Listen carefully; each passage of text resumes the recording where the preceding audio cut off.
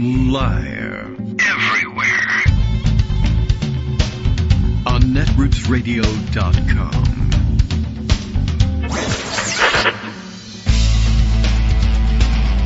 David Waldman. Kagro. In the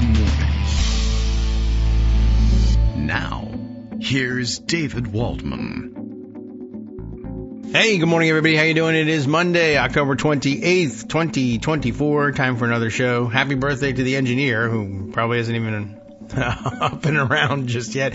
I don't know. Pacing back and forth, waiting for the show files to show up so we can edit it immediately and turn it around for all of you loyal listeners of Kagro in the morning. Hey, new week, last full week of the election season.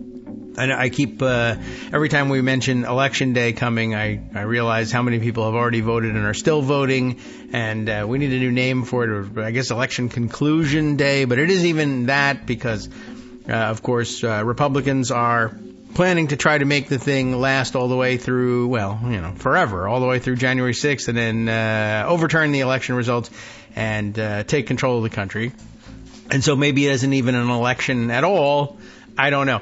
More proof of that this morning in the New York Times, who has somehow come by the recordings of some 400 or so video conference calls led by Cleta Mitchell, the lawyer who was infamously involved in Trump's badgering, berating, begging phone call to Brad Raffensperger, hoping that he would find him the requisite number of votes to declare him the winner of Georgia. She, of course, has gone off to establish what she calls the Election Integrity Network, which is a bit of a misnomer, considering that it's all about upending election integrity and basically throwing everyone except Cleta Mitchell off the voting rolls. And at any rate, they've come up with the recordings of 400 of these things, 400 hours worth of these things. How they got them, I'm not sure. That's not the sort of thing that they reveal, but I guess some participant, why they revealed it, I'm not sure. That's another thing. I understand why the New York Times did. Why this insider did, I do not know. I don't know whether they became disillusioned with what they were doing, or this group of people, it may very well have been, we're heroes to the American Republic and we want this on the record. And, of course, they will likely, at one point, many of them will be hearing, if they haven't already heard, the line that the judge delivered at Tina Peters' sentencing, "You are not heroes, you are charlatans."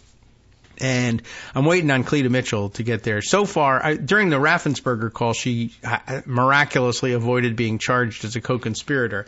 And I guess she's trying to keep up the facade here. One of the things mentioned in this article is they keep insisting that they're a non-partisan organization. All they are interested in is making sure that the integrity of the vote is, such that Donald Trump wins. But other than that, they're entirely nonpartisan. So I'm sure we'll be talking about that. The rest of the world is still probably reeling from yesterday's Madison Square Garden Nazi rally reenactment. It was everything everybody expected. They had a list of speakers, one, that nobody had ever heard of before, and two, nobody ever wants to hear from again, and three, of course, stole the spotlight for themselves, each one trying to outdo the other one in their racism and xenophobia, and it was quite a contest. And then Donald Trump managed to dot her out and speak for however long he went on for. And by the way, somehow it convinced, I think, USA Today to go with a headline of everybody else went full on fascist rally here, or at least circus of racism. I mean, almost everybody who has refrained from saying so before came out and said so. But USA Today went with the headline of something like Trump sticks with message of immigration and economics. Like, holy cow. Well, anyway, somebody had to do that, I guess, and I guess the New York Post wasn't enough. So, yeah, we'll round that up, I'm sure. And we haven't had a chance yet to talk to Greg Dworkin, I don't think, about the Washington Post's decision, or I guess I should rather say Jeff Bezos' decision to force the Washington Post not to publish its endorsement in the race, following in the weirdo footsteps of the other weirdo Trumpy billionaire, I guess, who runs the LA Times. the New York Times, which we've all been berating all along, has, I don't know whether they were scheduled to have done an endorsement or not. And I don't know that they will follow the pattern of the others, but they did come out with an opinion section front page in their Sunday edition, which was a full page, fold out, gigantic type headline all about how Donald Trump is, all the things that he planned to do and that you should believe him when he says he's going to do it. So I'm sure Greg has seen that and rounded that up, and I could be even more sure if I went ahead and clicked on the raft of stories that have already been posted, and then I would know. And then I would say, here is the clip. Okay, he's handed me another clip from that bad place that the fascist guy, Elon Musk, still runs. He showed up at the thing, too. By the way, let out a scream that would have put Howard Dean to shame. I guess had Howard Dean actually wanted to scream. He just sort of did that yeehaw kind of a thing. But remember when that was disqualifying for a candidate to have somebody in a public speaking role do something? I guess it was just, I'm sure they'll justify by saying, well, if the candidate had done it, yes, that would have been disqualified. But of course, it wouldn't have been. But it was really something of a show yesterday, and lots of clips. I guess Greg just grabbed the one, and I wonder whether Trump is upset about this guy grabbing the headlines. Prior to the rally, I did see a lot of social media commentary on the speakers list, and they put together a photo montage, the Trump people did, of all the faces of the people who would be appearing at the rally, and it's like, who are these people? And there was it's a good observation to say somebody who considered themselves like the king of the New York celebrity circuit, and I think the volume on that is way turned up. I'll have to work on that one. But somebody who considered themselves the king of the New York celebrity circuit, and the kept telling everybody that his show, The Apprentice, maybe you've heard of it, was the most successful show on television. So he was a star of stage and screen, and the top flight of America's cream of the crop celebrities, and running for president. And by the way, I don't know if you guys remember this, had been president of the United States before, was able to muster this motley crew of idiots that no one had ever heard of, and by the way, present a rather ugly picture, not just in the rhetoric. I mean, they're not attractive people. I guess I have to say that. So anyway, as it turns out, the headline grabber is this so-called, I guess, comedian is another one of these guys who basically comes out and makes racist comments and says, hey, can't a guy do comedy anymore? Now he's infamous, and he grabbed all the headlines, and I wonder whether he's going to fall out of a window. Like, he's that's who people are talking about, not Donald Trump. I couldn't tell you anything Donald Trump actually said in his speech, but I heard this guy's thing. So Greg Dworkin is here to tell us all about that, and probably something important, too. Good morning, Greg. Hey, good morning. So play the clip. All right. Sure. There was a 5-hour rally. And so it was That's right. That's right. It did go on for quite some time. This is the one that got all the attention. All right, let's see. I just turned the sound down because of the ringy-dingy music, but I got to turn it back up again, I think. Although, recently, their clips have been pretty good. So, all right, we'll give it a shot. Well, here, I just found the spot. So this is from Kamala HQ, so. Yeah, okay, all right. So let's, you got to do all sorts of things here. All right, let's roll it. You got to adjust that. So this is the guy quarter in the back. That we were right. Nothing's free. This is the guy we were talking about, whose name is Tony, but I forget the last name. But that's okay. Here we go. Fun. Tony Hinchcliffe, and we'll talk about it. All right, great. It is absolutely. Oh, he's very quiet. Okay, we're gonna have to boost this one along. This is interesting that all of a sudden he doesn't sound quite so bold and outspoken. But all right. Hang on, here we go. Let's roll them. It is absolutely. Why is that so quiet? It really. Can you hear that? I can hear it. There's a lot going on. Like, I don't know if you guys know this, but there's literally a floating island of garbage in the middle of the ocean right now. Yeah. I think it's called Puerto Rico. Ooh. Okay. All right. Okay, we're getting there. No, We're getting there, huh? Okay, all right. you yeah, that's. Wow. all you need Why to is know. that? I'm gonna work on that sound, but go ahead. Yeah. So let me set this up a little bit because there's a Please. whole lot that we I have see. to talk about. I got it. I'll play it again later. All right. Yeah, if you get the sound up. But I got it. I found it. this is from the Huffington Post. Comedian Tony Hinchcliffe performs wildly racist set at Trump rally in New York City. Hinchcliffe made a series of vile comments about Latinos, Jews, and black people during Trump's rally at Madison Square Garden. So he disparaged a whole lot of people, but that is the one that got all the attention. Yeah. Okay. All And so right. let me give you, I sent you so you could see some of the headlines. We have the Daily News. They're not only talking about the fact that the Yankees lost 2 in L.A., but racist rally. Speakers support Trump at MSG event, insult Puerto Ricans, blacks, Jews, and Harris. All right. This one looks like it's from Axios. It's Alex Thompson. Yeah. I've got comments here. We're gonna have to roll this sound again, but let me let you get through your thoughts here, and we'll find another spot for it. MAGA speakers unleash ugly rhetoric at Trump's MSG rally. Extremely racist comedian speaks at Trump rally, calls Puerto Rico garbage. Speaking at Trump's rally in New York, Tony Hinchcliffe and Latinos said Latinos love making babies, called Puerto Rico a floating island of garbage. Speakers at Trump MSG rally insult Dems minority. You get the picture. Yeah. I think most people probably have even seen this clip, but I'll roll it again. I think I found Roll it again. Yeah, sure. it is. He's still super quiet. I'm keep boosting it number by number here, but I'm just gonna have to put it on 4 times overdrive and then 100. Dial it up to 11. All right, this is interesting. It makes it sound like he's sheepish about it now, but he was not. It is absolutely wild times. It really, really is. And, there's a lot going on. Like, I don't know if you guys know this, but there's literally a floating island of garbage in the middle of the ocean right now. Yeah. I think it's called Puerto Rico.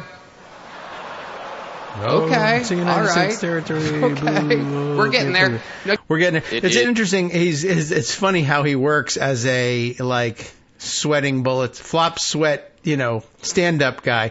Gee, it's wild times here. It really is. There's a lot going on. Meanwhile, as I understand it, this was on his teleprompter. Yeah. So, it's not like the Which campaign means that was the caught by campaign surprise. approved Right. So, yeah, it was one of, 100 lines that he came up with ahead of time. But that's the one. And I'll tell you why that's the one. Jackson Peele very helpfully puts this out for us on Twitter. Puerto Ricans by state: Pennsylvania 450,000, Oh, no. North Carolina 100,000, Wisconsin No. 65,000, Michigan 50,000, and of course Florida 1.1 million. Not to say New York, which also has another 1.1 million. He was likely to lose there. Yeah, but there's congressional races in New York. Right, and true. 9% of the Puerto Ricans in the New York metropolitan area live on Long Island. Oh, yeah, all right. This That's is interesting. all a big deal. It is. Or as Joe Biden may say, BFD. He might really go to town now. He's not having to run. Big effing MFing deal. Now, let's again put some of this in context. So, it happened. Yeah, it was a Nazi rally from the 30s. Could have been the Bund doing this. Same lines, same everything. Stephen Miller looks like Goebbels. All of that's true. Yes. And the headlines they're getting are awful. Yes. Not what they anticipated. We know they're not happy about it because they actually disassociated themselves from the remark. They can't because it was on the teleprompter, so they approved it. Everybody who works on campaigns knows that. Mm-hmm. But the campaign officially did say 2 things. Yeah. Thing one they said is, we don't approve of this particular comment. They do. They were forced to say that. They never say that. That's about as close to an apology as you'll ever get from Trump. I see. Oh, okay. Yeah. I know. We were forced to make that joke. What? No. They were forced to say, we didn't. The way they normally respond is remark number 2, which is what the spokesperson said this morning, which is, the crowd seemed to like it. Oh, okay. Which also tells you everything you need to know. But the point is, that's what happened. Yeah. Okay? So, question number 1. Who the heck is this guy? Yeah. Why are they referring to him as Kill Tony? That was actually the order that went out afterwards. No. No? Oh, all right. You'd think. Yeah, it's my order. Okay, Yeah. So here's the thing. Yes, he is a professional comedian. And you know how Joe Rogan has a podcast, and at least you heard of that? Yeah. Right, I guess. Oh, I see. That's the joke. Yeah, you haven't heard of this one. Yeah. I think Kill Tony is the name of his Kill Tony podcast, and, which and is you've fine. heard of Call It's Her good. Daddy. I have now. That's Maybe true. you've heard of Hot Wings.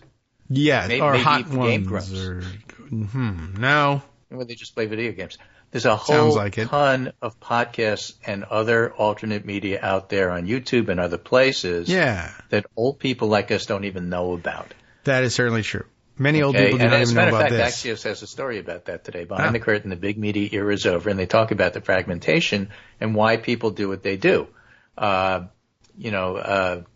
Coach Walsh was playing football, Madden football, with AOC on Twitch. Yes. I mean, I that's saw how you that reach people. somehow.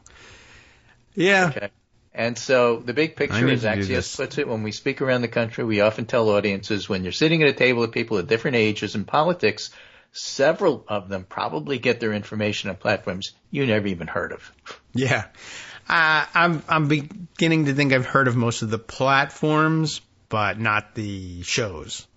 Or the individual So what streamers. happens is big traditional media has the moments, then they seed onto these other places. Way We've behind. said it for a long time. Oh, you're spending a lot of advertising to be on 60 Minutes. Who cares? Who watches 60 Minutes? Yeah. But that clip is going to be on Instagram. Yeah. And it is. I mean, we talked about that. And so they're just old making news there. formally the argument that that's in fact what happens. And, television is dying. Only older people watch it now. As it turns out, older people vote. Yes. A lot. I mean, well, only the right number of pretty times, heavily. but And a lot frequently. more voting for Harris, but that's another story we'll get to. So anyway, here is a piece from, of all places, Canadian Broadcast Company. CBC. Canadians. Sorry. I just wanted to keep up with them. Where is this?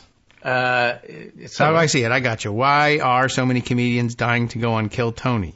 Yes. Oh, This is why from are so many of them April dying to go on to 2024, Kill Tony? And it describes the fact that Kill Tony is a really big podcast. He broadcasts live Ooh, from a that's too comedy bad. club in Austin every Monday.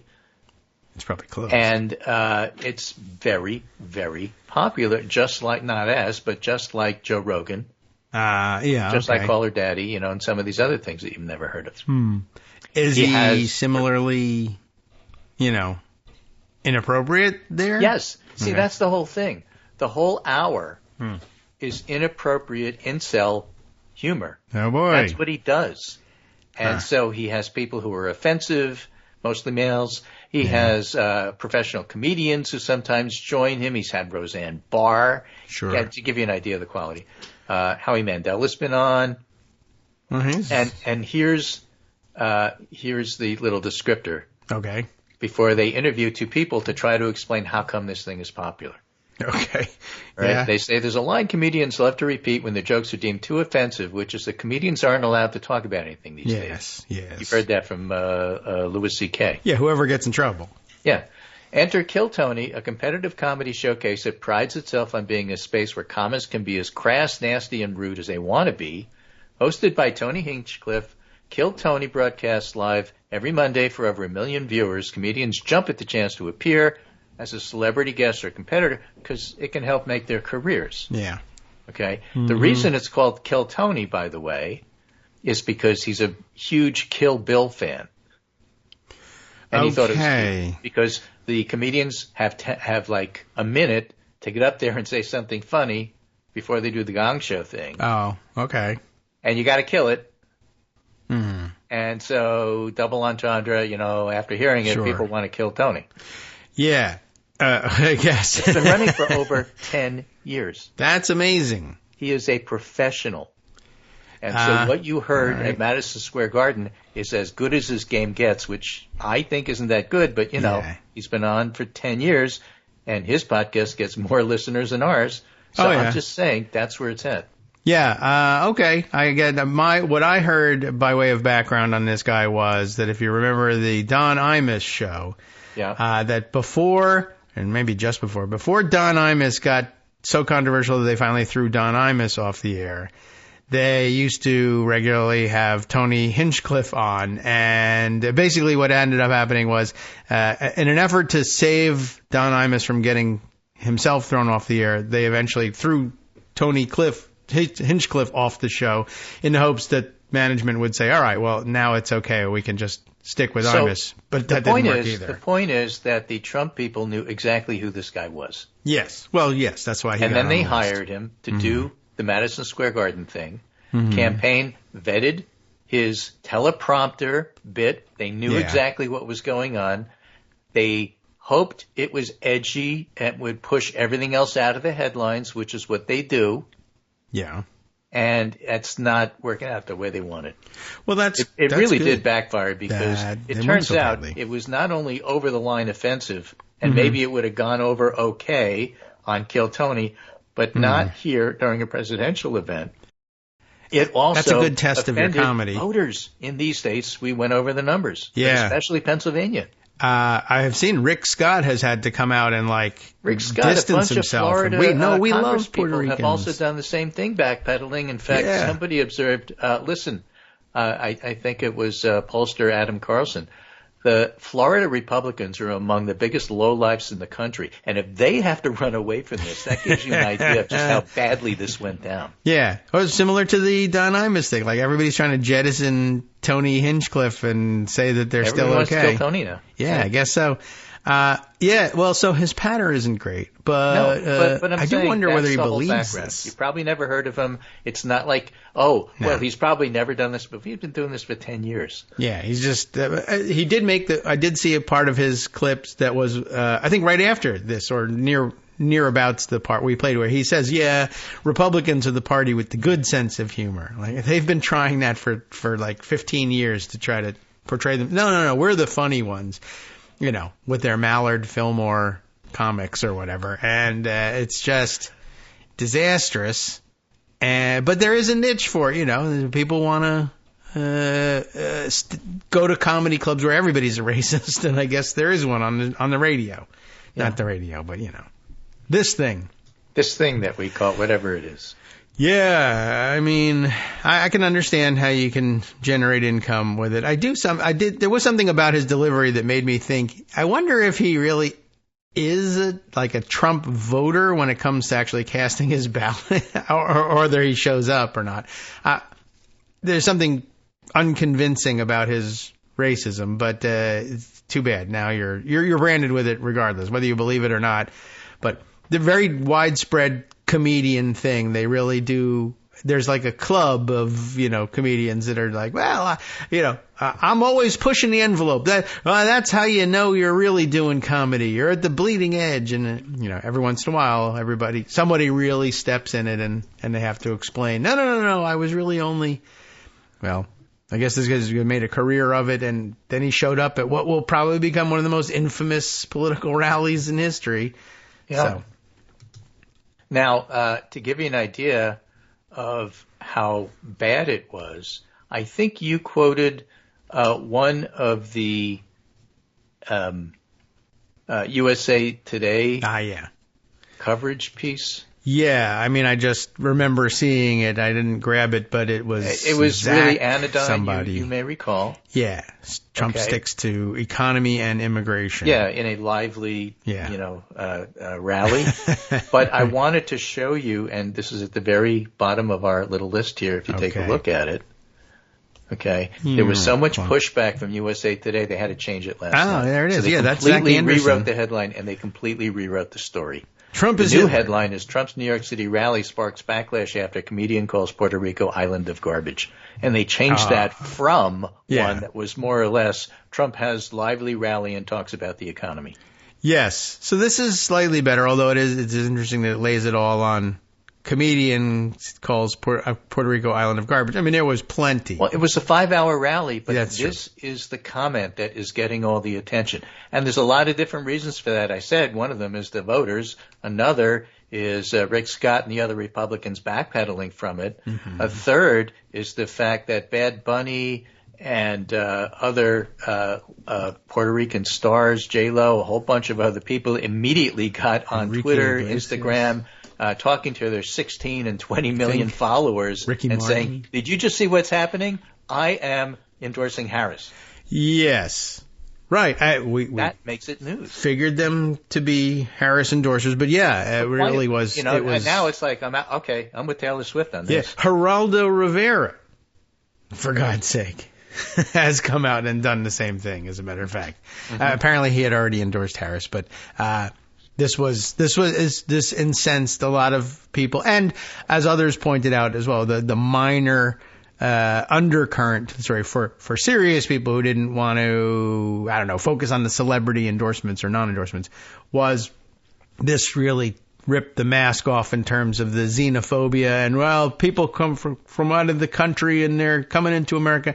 And yes, Puerto Ricans, American citizens, that is absolutely correct. And it's just straight up, I don't care, they're Hispanic, so we're going to bash them, and they're all fair game. You know, what difference does it make? Let me give you an idea of what difference it makes. This is from the Washington Post, a slightly different story, but here's where the angle comes from. This is a Paul Kane column where he writes, in swingiest Pennsylvania County, Democrats rely on anti-Trump fervor. A view from knocking on the doors in Bucks County, the biggest swing spot in the critical background state of Pennsylvania. Remember, 500,000 Puerto Rican voters. All right. Puerto Ricans are U.S. citizens. If they live in Pennsylvania, they can vote there. Here's the first two paragraphs before we get to the music, and off we go. Supporters of Vice President Kamala Harris have a very distinct issue they focused on here. I hate him, Mary Ellen Paglioni, 70, said, unprompted. I never vote for the idiot, John Redding, 68. Joan Pacheco, 63. My biggest issue is Trump destroying America. The point is, you see the MSG stuff, you see the quote, reinforces this. Yeah, and then you go directly to the polls.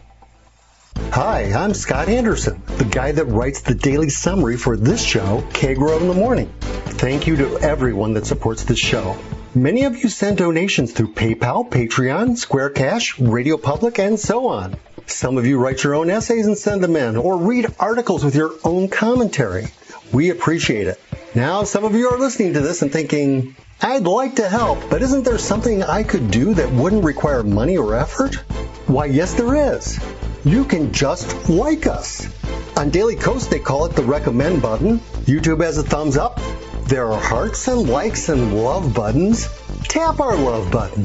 Tap our love button every day. Share our shows and summaries on Facebook and Twitter, YouTube and iTunes, Stitcher and Amazon. Most of these places allow you to write a review, so a sentence or two would be great.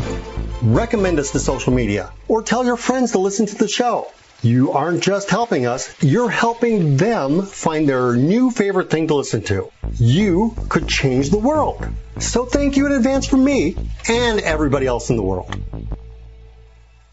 All right, welcome back now to the Kagro in the Morning Show here on Netroots Radio. The reason we don't make a lot of money here is we don't insult enough people, and Greg and I talked about it during the break, and we're gonna stay poor, I think, if that's the alternative. Thank you. I mean, all right. You know, just I don't have it in me to. We just should we be racist for big money? Nah.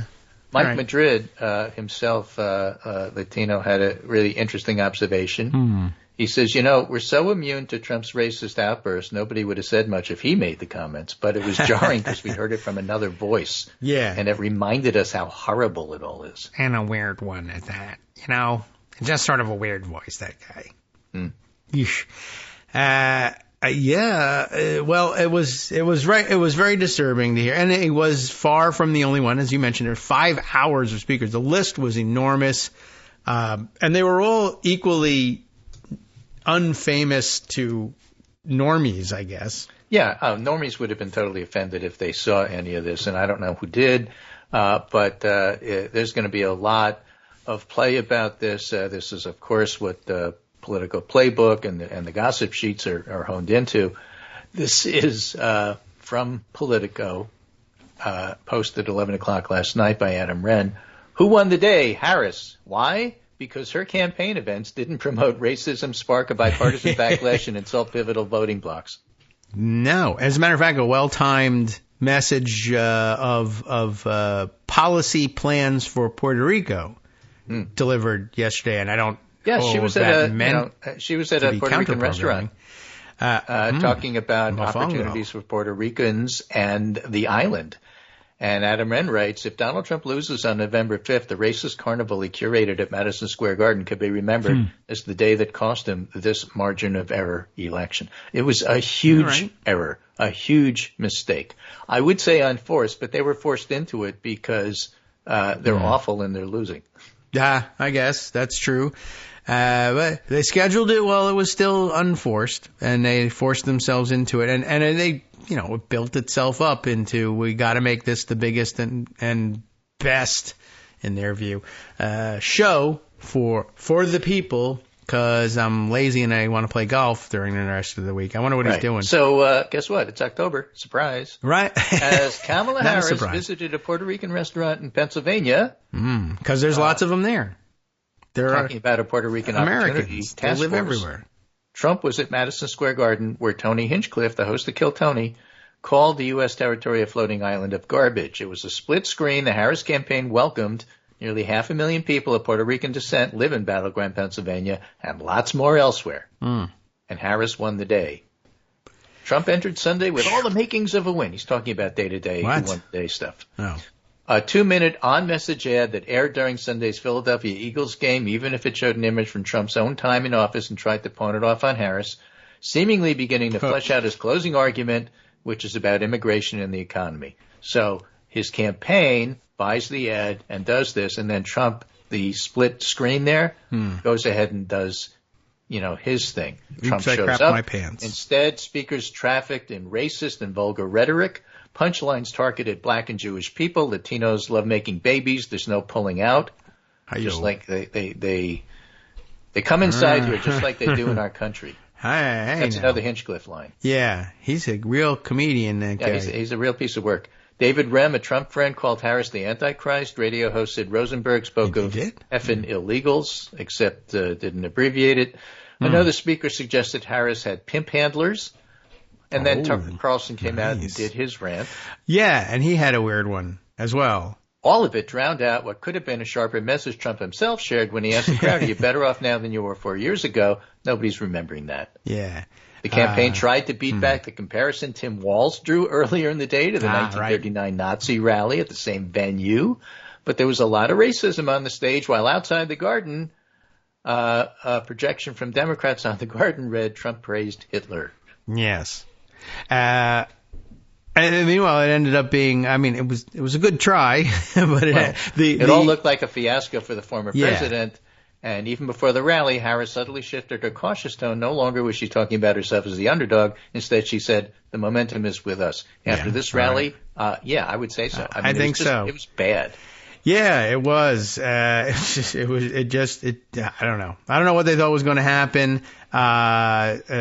Tim Walz had a good opportunity and took it. He's on, as you mentioned, on the live stream with AOC, which sounds like a fun time. But they say basically, I guess they kind of, whatever they were doing while they were doing it, I don't know whether the point of it was to watch a feed of the rally or they were just watching clips as the rest of us in social media discovered them as they were being circulated, and they watched them and commented on the line. So he had one of the lines of the day about it too, right? And he saw the clip and said, who the hell is that jackwad? Wow. Okay, good. Yeah, really, even without the punch at the end, it was like, well, who the hell is that guy? What is that? What's he even doing there? But yeah, he kind of gave voice to everything we were all thinking about that. Josh Marshall, as always, had a really interesting observation. Over the top of his glasses. And he says, this is who Trump is, obviously, and this is what Trumpism is. But there's part of it that isn't widely known enough, although it's well known to a lot of reporters, and that is that among GOP operatives and staffers under 30, the majority, maybe the great majority, had their political awakenings on sites like 4chan, 8chan, various far-right incel and incel-adjacent online communities, and it crops up in various ways if you know where to look. It's why Ron DeSantis had all those weird, frankly, homoerotic campaign videos during the primaries. They're all awash in this world of casual racism, ironic provocation, not just misogyny, but weird, emotionally stunted kind of misogyny that the normal people isn't just often offensive or weird, isn't just. Yeah. But even kind of inexplicable because it's a very weird inside idiom, self-referential world that's alien to mainstream audiences. Yes. Again, that's why it's so important for normal people to see a Trump rally like this. Yeah. It is that, and if you ever catch wind of any of their memes and things, it's funny that years later, you and I recognize some of the things, and some of which we've gotten explanations for along the way, but the imagery in the memes that they circulate, we understand sort of. Sometimes we don't even understand the words that are attached to it, but the imagery is like, I get that it's trying to convey a certain sort of feeling or whatever, but what is this crudely drawn cartoon thing? But to them, it's it has a whole history. What is this black and white guy with a stubbly beard crying? What's that supposed to be anyway? It's like really bad. And I mean, it's ironically bad in their view, but when it's presented for the first time to the public, they're like, so what? I don't understand. The guy is 6 and he can't draw. What's the comedy here? Yeah. Right. It's very weird. And they really believe that the whole world clicks with it. They understand it. Josh Marshall says again, which is why we should arrest them. To say Trumpers are weird and racist and sexist and all that. But young staffers make up the world of political life. How old were you when you were working in Congress? 20 something? 3, 4, 5, yeah. I mean, it's true. Young staffers make up the world of political life. Crap. People under 30 do all the work. That's true. Except now, of course, they're not doing it. They're there, but it's not working. The work, like when we were there, it was true that 23, 4, 5-year-olds were handling the business of legislating for the country because we passed legislation. Right. And not so much to stay up all night and work on Yes. Now they, don't care to pass legislation, and 2, they go home and Twitch stream funky-looking cartoons to each other and think it's a movement. Right. So they're not the talent or the big names, says Josh Marshall, but they're the workforce that make things happen. And that weirdo 4chan-y world is just deeply, deeply in the DNA. It's not just that they're into Trumpism. It's that they largely only live in the world in that space, in the idea world, that made them decide that they were conservatives or Republicans or whatever they call themselves. Yeah. We don't know. It's deep in their political DNA. Yes. So we know and they can't share that DNA with anybody so far, Just thankfully. watch the current GOP when it comes to the surface in these weird ways.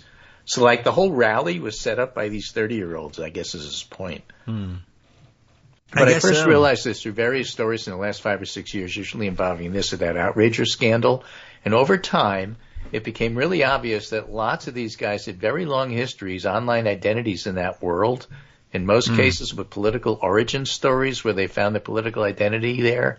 Maybe it's not surprising that ones who got into trouble or stepped on a rake in some way had those backgrounds, but the other ones did too, the ones who stayed clean.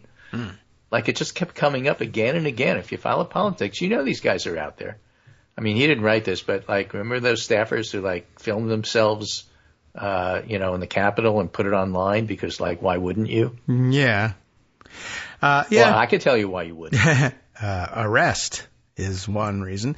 Yeah, this is what they believe in. This is the world they came up in. They think everybody understands the memes. It's funny. I heard an old, what would I guess be an old-timey version of this, but there's definitely memes, thoughts, punchlines, beliefs that have weird catchphrases that they know and that nobody else does. And when you hear them break through to normies, you're like, I can't, is that English? I don't get it. What does that mean? What are you referring to?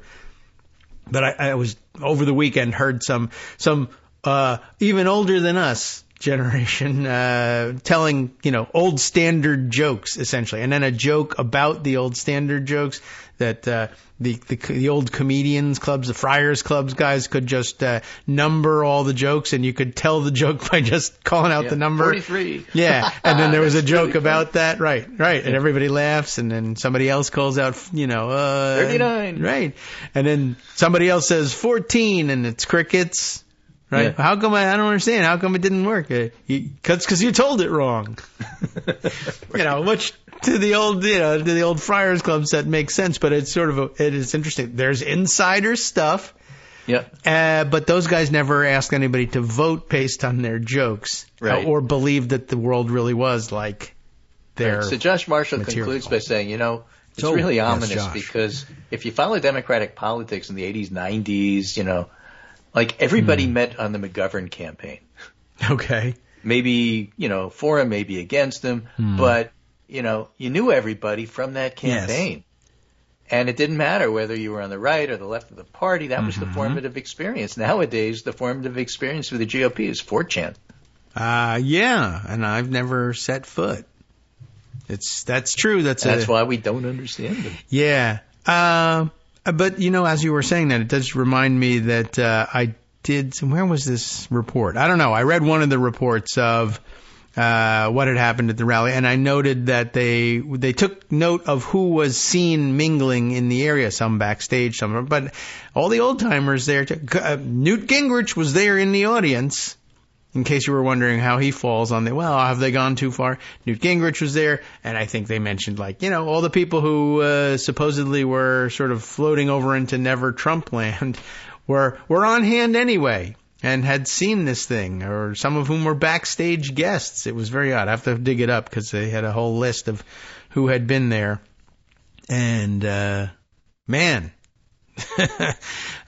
they're the old establishment that could have escaped this whole thing.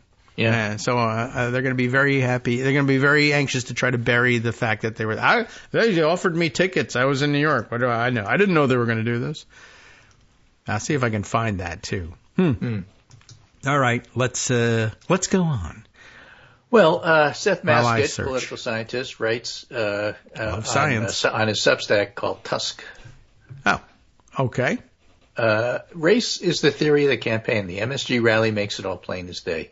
So again, we talked about Harris's twin closing messages last week. One's going to be on reproductive rights. The other's going to be on Trump's a fascist. Trump plays right into it by being a fascist. And then, there you go. His closing argument is you have to hate trans people, plus we're racist. Oh. And he says the rally just solidified that. It included such highlights as warm-up comedian Tony Hinchcliffe calling Puerto Rico a floating island of garbage and saying Latinos love making babies. Yes. Donald Trump Jr. saying the Democrats are trying to replace Americans with immigrants. Tucker Carlson mocks Kamala Harris's racial background. Another speaker describes her as a prostitute, and another called her the Antichrist. We're not even going to talk about the swag they sell there. Stephen Miller declaring America's for Americans and Americans only. That is right out of the 1930s rally at Madison Square Garden. Trump again vowing the largest deportation program in American history and warning about the enemy within. So all of the dancing that J.D. Vance was doing on the Sunday show saying, that's not what he said, that's not what he means, prove it, show me he said that, and they did. And he said, well, he meant something different. No. Yeah. He comes out and says, no, this is what I meant. Yeah. That's what there is to see. Right? And some Republicans have at least distanced themselves from Hinchcliffe's comments, particularly those from states with large numbers of Puerto Rican voters, which is of interest. Yes. Rick Scott does damage control after Trump rally comics Puerto Rico rip. The joke bombs, said Scott, but the fallout of Kill Tony's comic routine remains to be seen. That's written in Florida Politics. The backpedaling rings a bit hollow, considering the comedian's known past of being fired and dropped by his talent agency for previous racist comments. Okay. He was dropped by the agency because he disparaged an Asian American comic who actually introduced him on one of the comedy routines. Yeah. And vicious stuff. He came out there and just this guy's an effing chink. Vicious stuff, this guy said. This fits in. There's this really super narrow niche wherein they do this sort of thing in the comedy circles, and they say, "I'm roasting a colleague. Hey, come on!" But like Andrew Dice Clay used to. Yeah, you can't tell jokes anymore. Yeah, exactly. And there are places where it's known among comedians at those roasts, right? Nothing's off limits, but everybody kind of heads into it knowing that that's what that material is, and a lot of people avoid it for that reason, or who prefer not to participate. But this, on display for public consumption for a presidential candidate standing for election in a week hence. Well, that's the thing. See, yeah. So, you should have thought about this. Seth says, yeah. Here's the deal. Oh, Trump is stepping back is. and saying, the Republican Party's mine. These moderates are going to complain but vote for me anyway. What I need are the nutcases and the extremists to show up. So I'm going for them in the last week. It's the exact opposite what one normally does in a campaign. My theory of the case is the Haley voters are going to have something else to say about it, and you heard him in Bucks County. Yeah. I hate this guy. I don't want him. I can't stand him. I don't want to vote. That's what he's jacking up with this rally stuff. Yeah. Right. So I mean, hopefully this is a very, a dissuasive message in the last. Yeah, I think it's a big mistake, but obviously we'll see. Yes. Right. Well, sometimes we're wrong, and people love racism. We were wrong in 2016. Rarely after that, but 2016 was a big one. Not enough time to be wrong in between then and now. But yeah, all right. Well, we'll see whether this is a closing argument that works or whether someone wants to rally the troops against him. And my conservative friend David Mastio, who used to be the op-ed editor, along with Joe Lawrence of USA Today before they fired all the staff, says this will always be true. Donald Trump will never hit bottom. Yeah, I guess. Or he's certainly got the mass to punch through if he gets it. Yeah. There's no This real is reason to Will believe he stops Salatin on the dropping. Bulwark. Let's be honest, Trump's running as a fascist. A comprehensive look at recent speeches and interviews underscores just how dark the rhetoric has gotten. So that's all true. And again, he's making a play for the nutcases. Now, let me give you an alternative view of this election, which everybody's talking about in regard to this is bad and Trump is bad. But there's another side to it that isn't covered enough, and I don't think it's going to hurt Harris that it's not covered enough because it's there. And this is from Charlotte Alter. Okay. All right. Oh, yeah. And I'm going to send it to you because I don't think I did, but maybe I did. But let's take a look. It's at the bottom Charlotte anywhere you Alter. can find it. Do I remember Charlotte Alter? Okay. Yeah, reporter. Okay. Who does she report for these check it days? out. I think she used to be for Newsweek. I don't You never know what she anymore. was It doesn't matter. You can Senior just follow. correspondent Time. Sorry, sometimes Okay. I get Time in Newsweek. I can understand that. But now you can just follow them as reporters wherever they go. Yeah, on Twitter. So I had forgotten where she's at, but she's at Time magazine. Charlotte Alter. Got it. Okay, here's why this could possibly be an abortion election after all, she says.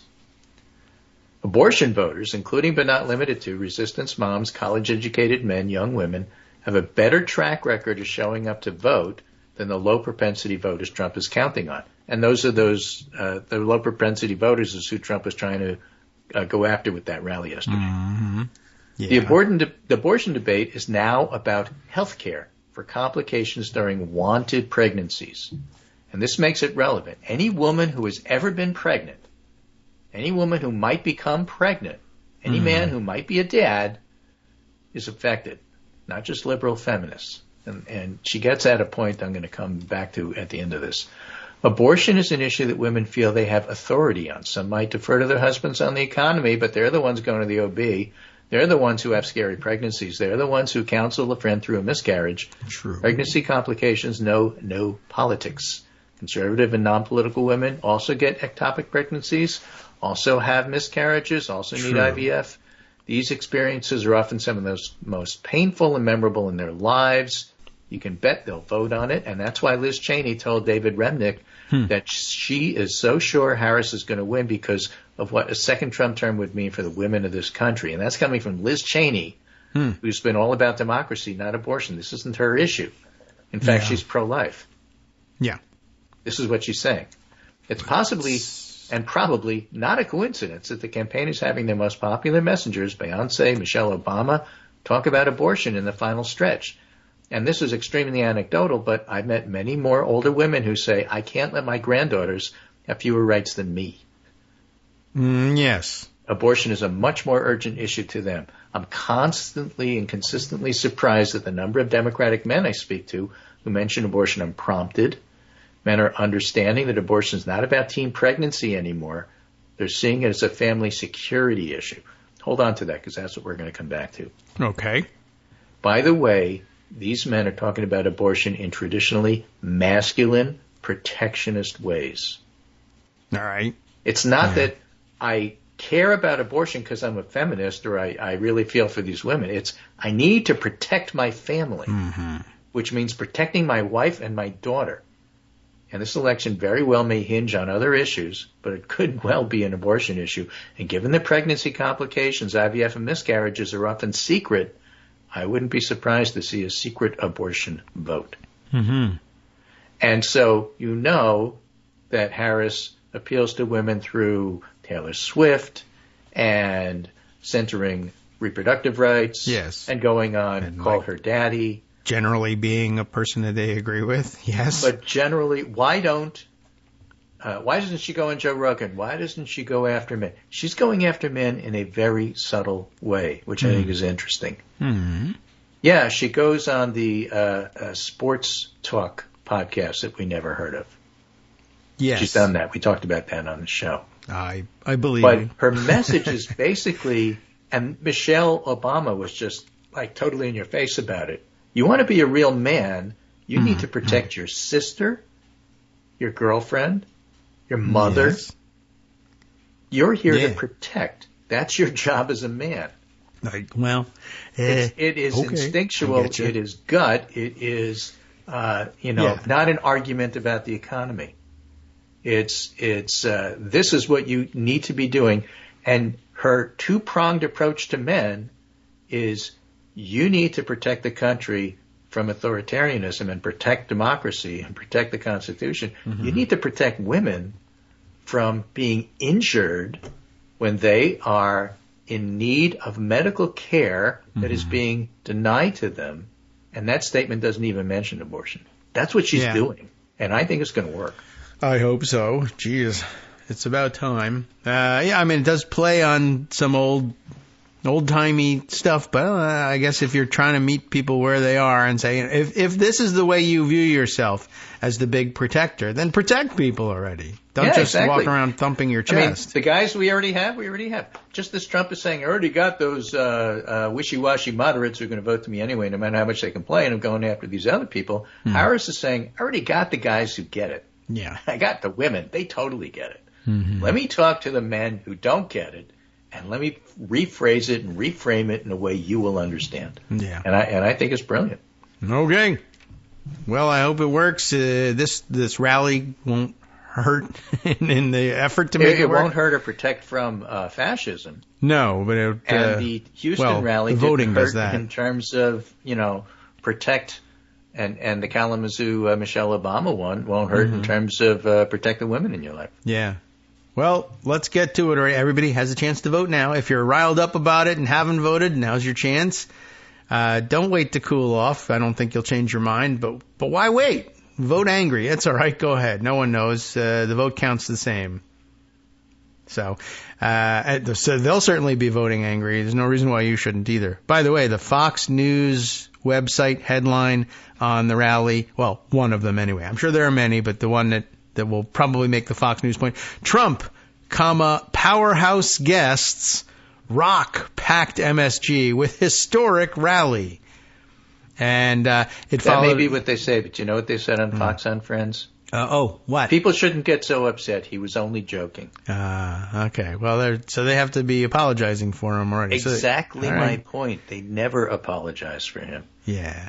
Even Fox felt like they had to. Yeah.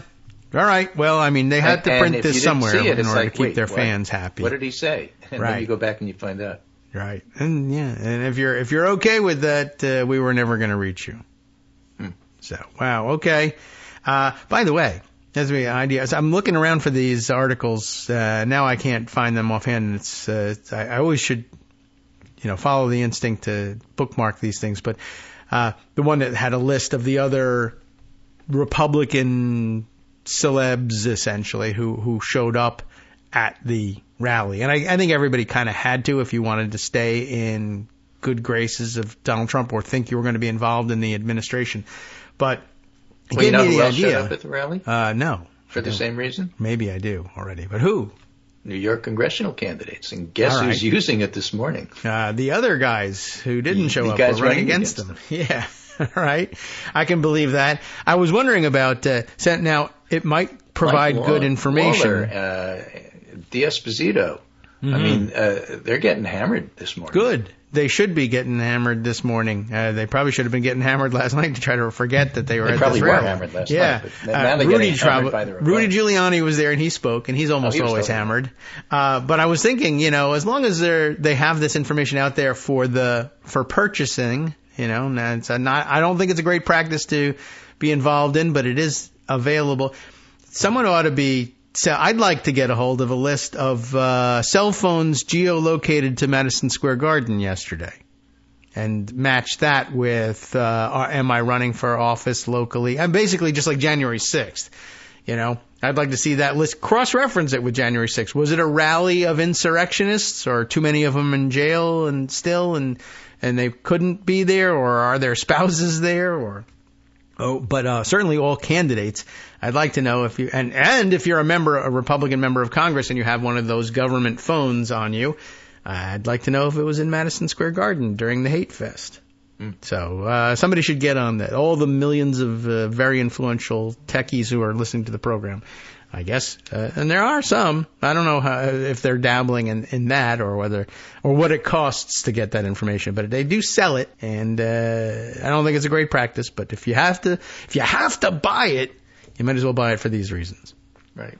And again, this is from the CNN website, again, to give you a flavor of how this is going down. Mm-hmm. Trump unveils most extreme closing argument in modern presidential history, followed by his rhetoric ranks among most flagrant demagoguery by a major figure of any Western nation since World War II. Okay. Pretty good. You wanted to be in the news? There you are. All right. You've made it. Great job. All right. I'm going to have the birthday engineer back up the music on this thing, but it'll work out. All right. So that's our Monday news for you, everybody. Falling into fascism. But at least people are calling it out. And we'll just have to watch the fallout. I hope it gets worse and worse during the week. Not the rhetoric, but, well, I guess if they have to do that, at least the fallout should be bad.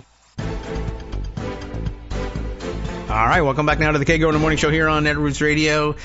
Shoo! All right, yeah, there's a lot to cover here. And by the way, I really would love to get a hold of a list like that. I mean, or I would like for the newspapers that can actually, A, pay for such things, and B, let everybody know who was there.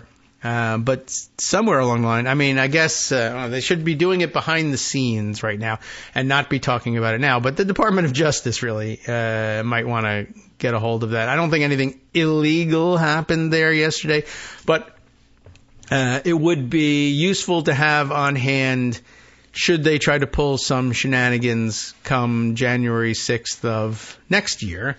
And apparently they are getting ready to do that. I really would love to see if I can find the search terms. Blue Sky's search is not nearly as robust as Twitter's search at least used to be, and maybe even still is. But of course, Twitter is just so full of garbage that I'm just not dealing with that nonsense. But I know I saw this list of people discussed on Blue Sky. But the problem with Blue Sky for the searching, not only is their search less robust, but also very frequently people are screenshotting what was on Twitter and bringing it over to Blue Sky, and so it's not available in the search. And maybe what I really need to do is open up open up the Twitter page and look there to see whether we can find the comment that had been screenshotted and was brought over. That's I forgot. That's one methodology we can use. And then I remembered why I was initially confused about Charlotte Alter, and I think I was like momentarily confusing her with Ann Althouse, who's a totally different person, but made me think, oh no, yuck, I don't think I want to hear from her. But I don't know. I don't remember how I feel about Charlotte Alter, but it's not how I feel about Ann Althouse right now. She could bring me around to that, but sounds like her thread was level-headed and sensible, whereas Ann Althouse, frequently not the case. And so, let's see. I wonder if I'm going to go over to the Yuck place. I still maintain the account there. I haven't deleted it, but I try not to add any content to Twitter world. So, but anyway, so let's see. So the Trump rally, and see if Gingrich comes up. Just because, yeah. Well, let's see. I got to do latest and see whether. So there's a photo. Callista Gingrich she's a very odd-looking person. Circulating a photo of her. Newt Gingrich and I are excited to attend President Donald J. Trump's rally at Madison Square Garden. So he's definitely not hiding from it. There's Newt tweeting that he was there. Callie and I are at Madison Square Garden watching the crowd pour in for President Trump's rally, watching the artists rehearse. It's going to be a great event. Oh, I wonder if he got to see Tony Hinchcliffe rehearse his lines and then deliver them as rehearsed later on, or whether he hid the ball in any way. At any rate, what I don't see is there was a reference somewhere online, to the various, so-called celebrities who were there. But at least I know that the Gingrich thing is confirmed. Not that we really need any more material to use against Newt Gingrich, but it's there for the taking if you want it. All right, let's see. Shifting gears to other stories that I had read or put aside. Man, all right. Well, let's talk a little bit about the one that I mentioned earlier, the New York Times, and we can read a little bit through it. Inside the movement behind Trump's election lies, and this focusing very closely on Cleta Mitchell and her network of wacko ladies, essentially. It's a network of mostly, older, middle-aged to older, local gadfly wacko ladies who just have, they mix the belief in the things that they've read online that, millions of illegals are being brought in by the Democrats and registered as non-citizens to vote, and there's huge amounts of fraud going on, and I know this because God put it on my heart to find it. Okay, so mixing a little bit of the wackadoodle culture with the religious wackadoodle culture, and I think, by the way, was this the one I was reading today where somebody actually was quoted as using the term wackadoodle, which I was very proud of. Not that I made it up or anything, but I don't know. It was fun to see the spread of wackadoodle culture. Inside the movement behind Trump's election lies. For years, our subheader now reads, Republican activists have huddled in video meetings to talk about remaking democracy and plan for the election. The New York Times has obtained the recordings. You should read this, I think, alongside, and I got to go back to Pocket again, alongside another, is it New York Times article? Yes. So the New York Times, I know a lot of people are always mad with them, but they do some pretty good reporting from time to time. They also do some very lousy reporting, but gosh, there's a lot. Let me get through this one, and then maybe halfway through we'll remind you of the other one. I want you to read it alongside. But, or I could spill the beans right now. This idea of remaking democracy, as they put it here. And there's a very clear effort here in Cleta Mitchell's project to remake the law or reimagine the law and just argue with judges that this ought to be the law, and they get rejected time after time after time. But eventually they'll get something in front of Reed O'Connor, or is it O'Connell or O'Connor, or Kaczmarek, or whoever it is, or for that matter, Eileen Cannon, and they'll just say, yeah, that's the way the law ought to be. They just say that the law is or ought to be something different than it has ever been understood to be. Like in Cleta Mitchell's case, that local boards of elections should have discretion over how they certify the election or whether to certify the election, that they should hold out, and that members of the election boards should be allowed to say, I've done my own research online and I refuse to certify, and that if they refuse to certify, nothing goes forward, and that there is no such thing as a writ of mandamus from a judge, forcing it to be forcing the results to be certified, even if they hold out their signature. But that, they just have this different view of, things should work this way. And we'll just keep saying that until we find a judge who's willing to agree with us and then push forward from there. At the same time, there's another article that I view as related, also in the New York Times, in which a totally different setting here, and a Maggie Haberman piece along with several others, I guess. Maggie Haberman, Jonathan Swan, Charlie Savage on the one I'm about to jump to. When we jump back to the Cleta Mitchell, I'll give the bylines on that one. But the headline on this second one, advisors propose that Trump gives security clearances without FBI vetting.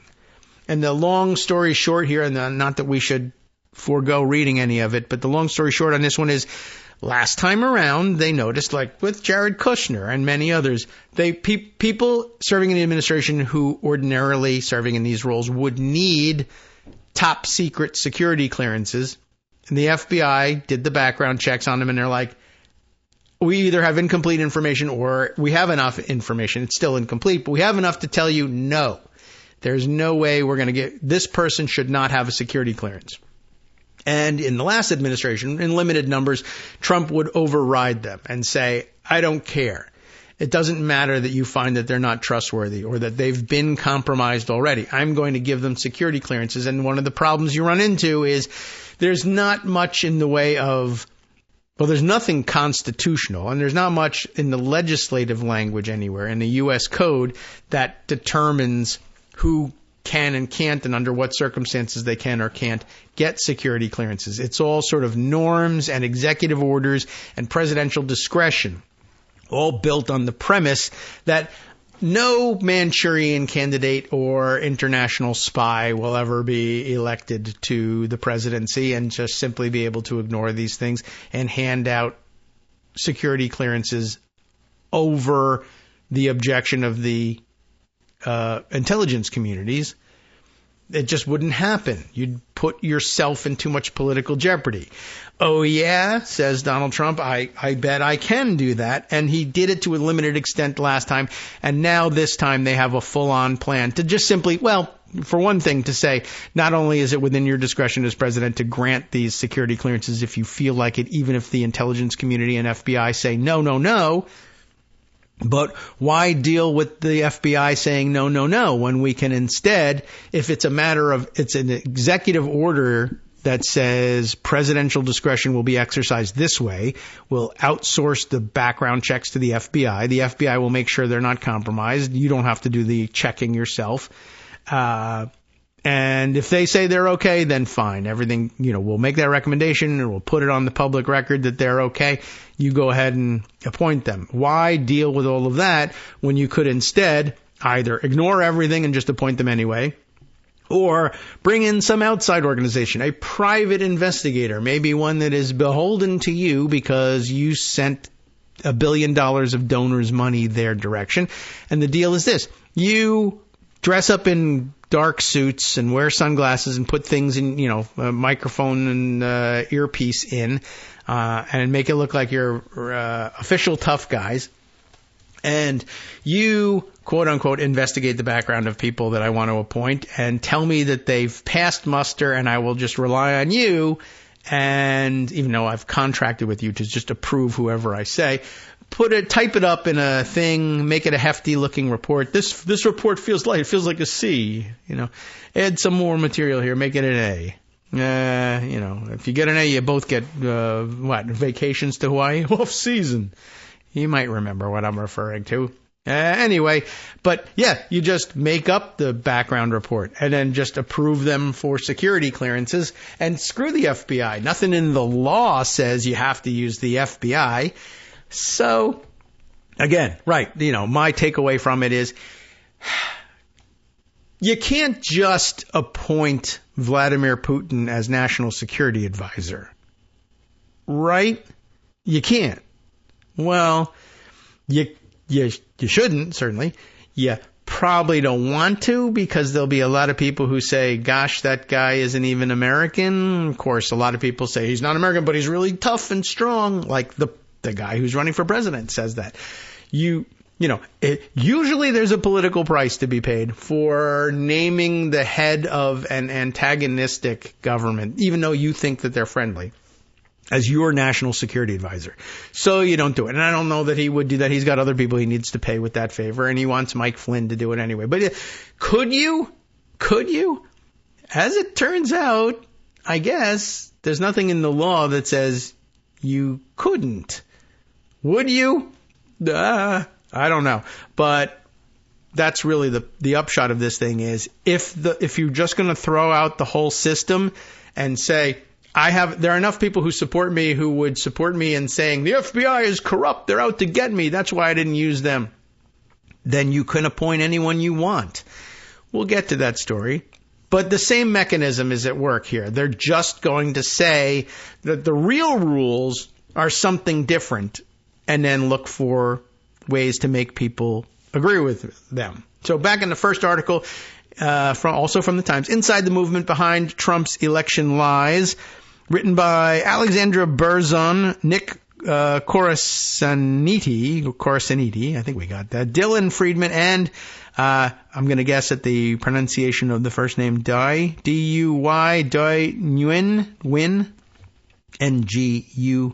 Nguyen, the very common surname, but we always have difficulty with it. And my recollection is that it's pronounced something along the lines of Nguyen, with a little, just maybe touch of N in there up at the front.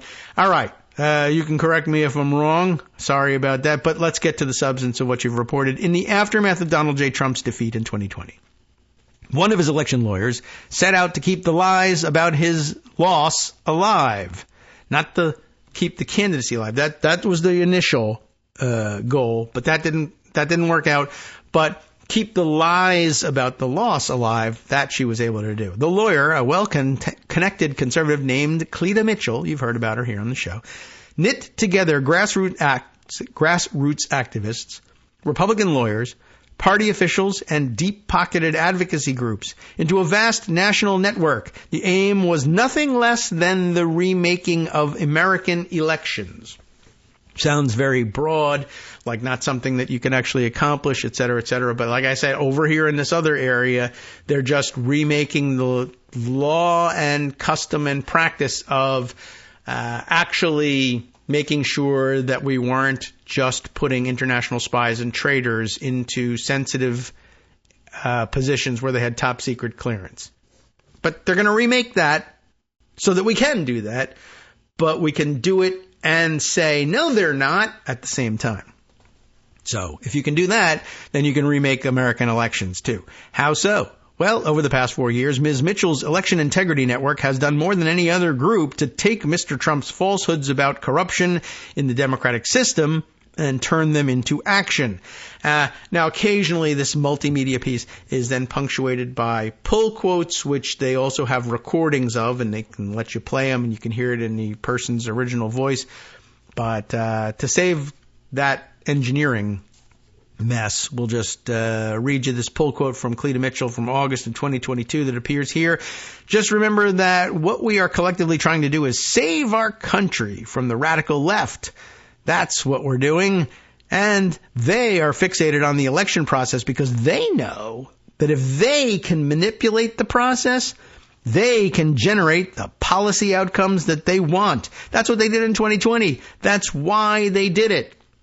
Interesting, sometimes a little kernel of truth and all of that. But this, too, should earn you eventually a moment before a judge in which he tells you, as Tina Peters' sentencing judge did in Colorado, you are not a hero. You are a charlatan. You abused your position. You abused others' trust to lie to the public and undermine democracy. Yeah, you hit a cop, you're going in. Basically, is the moment that needs to come here. But notice there's kernel of truth / every Republican accusation is a confession, right? It's always what they are sure Democrats are doing. And so therefore, surely it would be okay for two wrongs to make a right. We'll do it, except when we do it, it's patriotic, and when they do it, it's evil, right? we're going to save the country from the radical left. You're not a hero. You're a charlatan. That's what we're doing. No, you're not. And they're fixated on the election process because they know if they can manipulate the process, i.e., actually what they mean here, what they're actually mad about is winning the election. But you didn't win, you manipulated it. I know that's your belief, but yeah, if we can win, if the left, whatever that even is, wins the election, you can generate the policy outcomes that you want. That is what they did in 2020. That's why they did what they did in 2020. The problem is that you are saying the it that was done is the wrong thing. What happened is Democrats won the election in 2020 and then therefore could at least try to generate the policy outcomes that they wanted. That is what winning the election entitles you to, which is why you're trying to redefine what it means to win the election so that it can be you making the policy outcomes. It gets a little gray, but you can't just lose elections by millions and millions and millions of votes and lose the Electoral College and still say, no, we're the ones who should be making policy, but they're trying their damnedest. So let's hear more about the organization. Its participants have propelled specious theories from corners of the internet into the halls of Congress.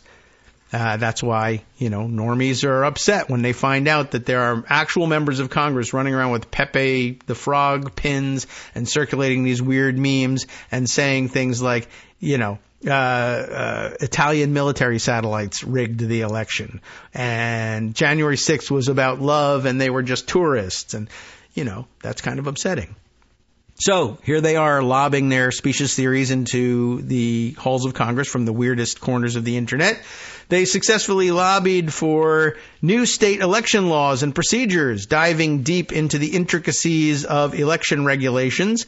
They have fanned out in neighborhoods on the hunt for evidence of election fraud, which, again, it doesn't get mentioned anywhere in the articles, but that's what Tina Peters, the weirdo clerk from Colorado, who just got sentenced to prison, was doing. She was the one fanning out in neighborhoods on the hunt for evidence of election fraud. In her case, in other cases we heard about knocking on doors and then demanding that the people who answer prove that they really voted for Joe Biden, which is like, what are you even doing here?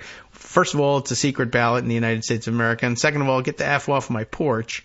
But Tina Peters, more pointedly, was breaking into county facilities where they store, secure facilities where they, supposedly secure, where they store the election machines and the vote counting machines, and cracking them open and stealing the guts and handing them over to so-called cybersecurity experts who could magically wave a wand and say, yep, this one cheated. How do you know that?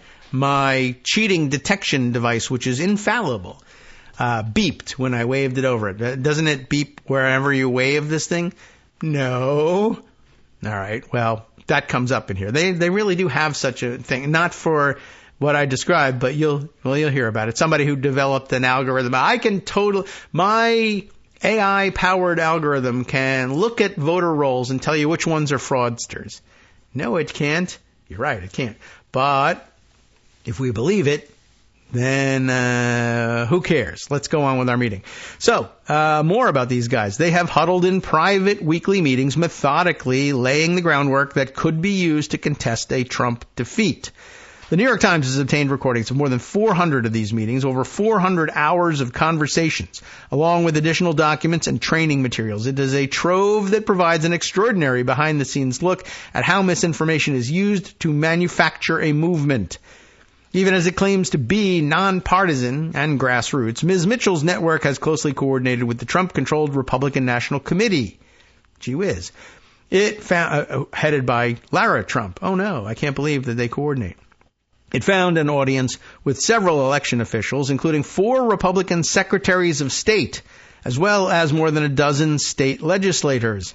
Pillars of the conservative movement, groups funded by the mega donors Rebecca Dunn, I don't think I know her, but I'll believe it, Richard Uihlein, as well as the Bradley Impact Foundation and others. And remember the Bradley Foundation from interlocking directorates of Republican philanthropy from years ago. Well, they've all provided organizational and financial backing. The network was initially a project of the Conservative Partnership Institute, a group associated with Mark Meadows, as it happens, a chief of staff, one of like 18 chiefs of staff for, what's his face, the guy who was president before, Donald Trump, of course. And I was just wondering, by the way, whether Rebecca Dunn, who was listed as a big donor, was she... was she the daughter of one of the big Republican donors, the techie guy who was behind Cambridge Analytica last time, and is that his daughter? And I wonder whether she married and is using a different name now, but I can't tell offhand whether that's the case, and I don't think they discuss it any further in this article. But we'll see if we can look it up offline, double check on that one. Where were we with this? The network initially, was initially a project of the Conservative Partnership Institute, which was Mark Meadows' thing. Citizens for Renewing America, a related group founded by Russell T. Vogt. Remember him? He was in the Trump administration and is one of the top voices and powers behind Project 2025. He's a close Trump ally. They don't mention 2025 in this context. Also contributed money early on, according to public records. Ms. Mitchell and others who played pivotal roles in Trump's attempt to subvert the 2020 election, including the former law professor John Eastman, the architect of the fake electors scheme, advised the ranks of activists as they sought to remove thousands of voters from the rolls and pushed to reimagine how elections are certified. Isn't that an interesting way of putting it? Right-wing media outlets, including Gateway Pundit and The Federalist, joined the calls and later publicized the activists' work to sympathetic readers across the Internet. All of this coordination allowed debunked theories to jump from state to state and then into Congress, of course. The network was instrumental in prompting state officials in rapid succession to abandon a widely regarded election data system, for example. I think that's the ERIC system. Was it called ERIC? But yeah, the interstate coordinated database of voters who had moved from state to state so that you could double check, hey, is this person registered in both places? We need to deregister them from one state at least.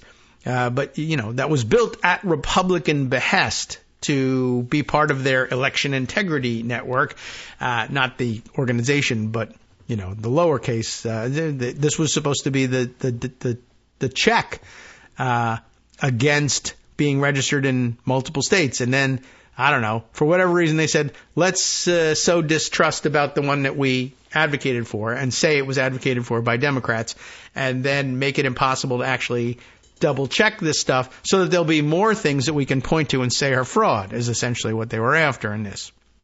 So where were we? Right. Earlier this year, Ms. Mitchell said she was called by God. Hello, Cleta, it's God. To shift her attention to the possibility that non-citizens were voting, which they're not. So it was kind of a pointless effort. But okay, now in the final weeks of the campaign, Republicans across the country, chief among them Mr. Trump, are wholly convinced of the baseless claims that Democrats are registering undocumented immigrants in droves in a plot to steal the election. Ms. Mitchell's network nurtured a cast of amateur election sleuths. You're not heroes, you are a charlatan. Amateur election sleuths and armchair experts who often see evidence of election fraud in processes that they misinterpret. In Nevada, they tried to have dozens of voters tossed off the rolls because they did not live in the state, only to learn that some of those voters were members of the military posted overseas. Oh yeah, I didn't think about that. When a retired family doctor in Georgia claimed to have designed new software that could identify ineligible voters, the Texas Attorney General called and asked how he could help, the records show. Experts said the methodology was fundamentally flawed. There was no methodology. It was just, that sounds like a foreign name, or maybe even a blah person's name. Let's throw them off the rolls. These activists are now embedded in the nation's election system. Oh no! Some sit on election boards where they will be tasked with certifying results. Thousands will serve as poll monitors and workers posted at precincts across swing states where they will document what they say are signs of malfeasance and fraud. Another video of Shay Moss taking out, supposedly bringing out different, suitcases full of ballots or something like that.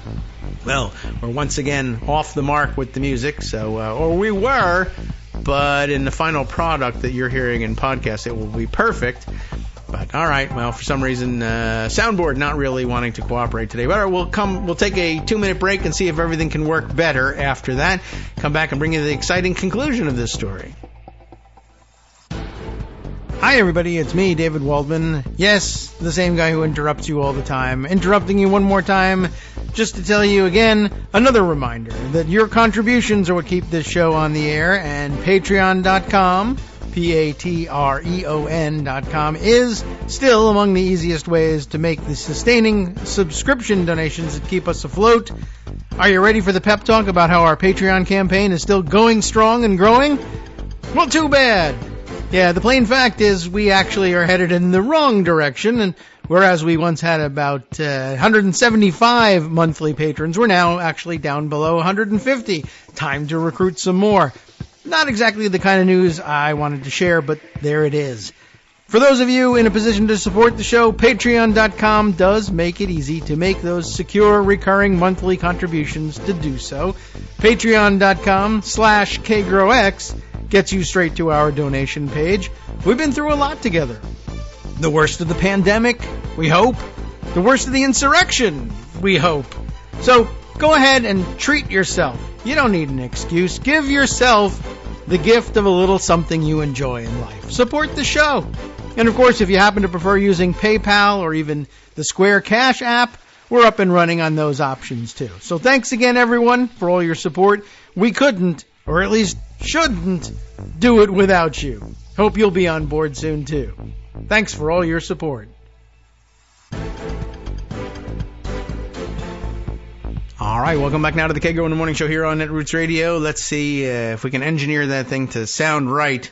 If it's sounding right to you now, then we must be in good shape. Okay, so we were mentioning that these people who believe the wackadoodle theories about, there's millions of non-citizens who are registered to vote. And remember, we just read probably Friday, maybe, about the story of Georgia doing a thorough check in all of this. And Georgia, of course, was where Cleta Mitchell started with her pressuring of local officials and state officials to search out all of these supposed non-citizen voters. And to find the 11,000 votes that Donald Trump needed in order to pretend he could win Georgia when they called Brad Raffensperger. And Brad Raffensperger has spent the time since checking it all out and has just released the results. We combed over the voter rolls in Georgia over the past couple of years, and, well, we have to tell you this. There were at least some instances of people who are not citizens who somehow got registered to vote. 20 of them across 8 million. Now, remember, Cleta Mitchell's working theory here is that there are hundreds of thousands, if not millions, of non-citizens on the voting rolls across the country. And, of course, if you just take the 20 that were found in Georgia and extrapolate that over the 50 states, why, there could be as many as 100. So, in the entire country, across the 160 million or so ballots that were cast, I think, in the 2020 election. So, not really worth the time or effort, but okay. On principle, if you think that these things have to be rooted out, well, Brad Raffensperger spent the time that it takes to root it out and found 20 of them. And then, by the way, found that only 9 of them had ever tried to cast a ballot anyway. So even less, so half of that number. So that would be about, under 50, or under, how many I guess, what? Did I do the math there wrong? Probably, right? So let's see. Why did that work out that way? 50. If there's 20 of them per state, that'd be 1,000. There's the factor of 10 I was looking for. 1,000. But only 9 in Georgia that actually ever tried to cast a ballot. 450 across the entirety of the country. And remember that there are several, a good chunk of the 50 states have populations considerably lower than Georgia's. So it would be remarkable if they could come up with 20 in that entire state. But anyway, you get the idea. It's just not real. It's not. And that's why judges in courtroom after courtroom after courtroom keep rejecting her ideas, keep rejecting her claims. It's why secretaries of state keep saying it's not true, because it isn't.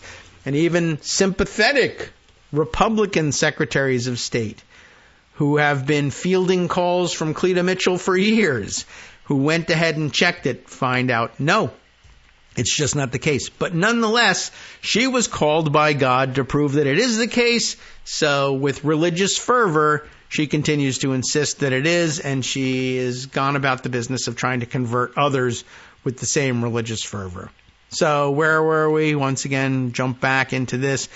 Right. Ask for comment. This was thousands of these activists are now embedded in the nation's election system, either on election boards or serving as poll monitors and workers, and posted at precincts in swing states where they'll report anything that they think they can turn into evidence of fraud. That person just put a stick of gum in their mouth and chewed it.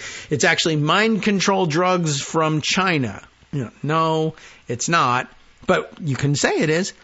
Ask for comment. Ms. Mitchell said the activists are, quote, dedicated to reclaiming our election system to help ensure that the elections are conducted in accordance with applicable law, that the process is fully transparent, and that election officials count the votes accurately, which is, that's a statement you can make, and then on its face, taken out of context, I suppose, you could say, well, sure, that sounds like a fair mission, except that's not really what we're doing. We're lying about what we're up to. We are instead about trying to throw out as many Democratic votes as possible and claim fraud based on anything, just so that we can get in front of a judge and cry foul. Even if we're thrown out of court, cry foul about that. While it's impossible to know precisely what will happen after next week's election, if Mr. Trump loses and contests the results, members of Ms. Mitchell's network are standing at the ready. Here's another Cleta Mitchell pull quote here. I've been involved in election integrity. I wonder what she actually sounds like. We could play it. I've been involved in election integrity, election law for a long time, but it was only really earlier this year, in January of this year, 2024, that I began to really think about it. That's interesting, because she was on the phone with Brad Raffensperger insisting that the results of the 2020 presidential election had to be reversed. Had to be. There's no other possible outcome but to reverse it. God told me as much.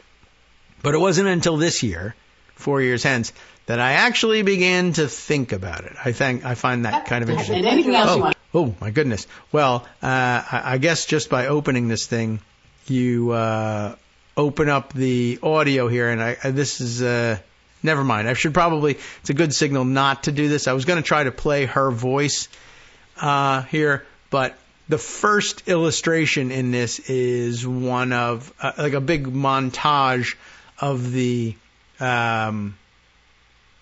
I guess, video conferences among the group. And so they're all talking at once. So that might be a bit too much to try to incorporate into a radio show. But there we are. I finally started to pay real attention to this. I really started to think about it. And I said, I think God put this on my heart. Not that God thinks that God put that on your heart. You do. That's the important part. So I really needed to pay attention to this situation and to learn as much as I could about what actually is happening with regard to citizen and non-citizens getting on the voter rolls and voting. And the answer is there isn't anything happening with non-citizens getting on the voter rolls and voting. Nothing that changes the outcome of anything. Do accidents happen? Yes. Are there citizens who can't get registered occasionally? False, negatives, I guess. Probably. But are you doing anything to help them? Not that I'm aware of. Back to the body of the article. Donald Trump lost the 2020 election, and scores of subsequent recounts, audits, and studies, some conducted by Republicans, turned up no evidence of widespread problems with the vote. Similarly, there is no research to support the claim that people who are not citizens vote in large numbers in the United States. Voter fraud is extremely rare. Ms. Mitchell has been a prominent Republican election lawyer for decades, a veteran of the long-running debates over tightening voter ID requirements and cleaning up voter rolls. But in 2020, working as a lawyer for Mr. Trump, she took her work in a different direction. She supported the plan to send Trump electors to Congress from states where he lost the vote. She was on the call with Trump as he badgered Georgia's Secretary of State to, quote, find the votes he needed to win. After all these efforts failed, she mobilized in a new way. She brought together veterans of the Tea Party movement, notoriously stable people, GOP stalwarts, and some new faces. She helped create some 30 state chapters and set up the weekly phone calls. Mitchell embraced a list of far-fetched and unfounded theories about election corruption and sold her new network as the vehicle to, quote, save the country. In one meeting in May, she told Michigan activists, this hijacking of our elections by illegals was one of the ways the left is thinking they're going to control the outcome of the 2024 election. But we're on to them, Ms. Mitchell said. That's right. Your army's on to them, Cleta. Patrice Johnson, the leader of the Michigan offshoot group, responded. All the same on their wackadoodle beliefs. One of her first moves after what she described as her revelation about non-citizens casting ballots was to start clamoring for a federal bill that would require all voters to submit proof of citizenship. We saw them just fighting over that. They were going to defund the government based on the failure to pass this stupid bill.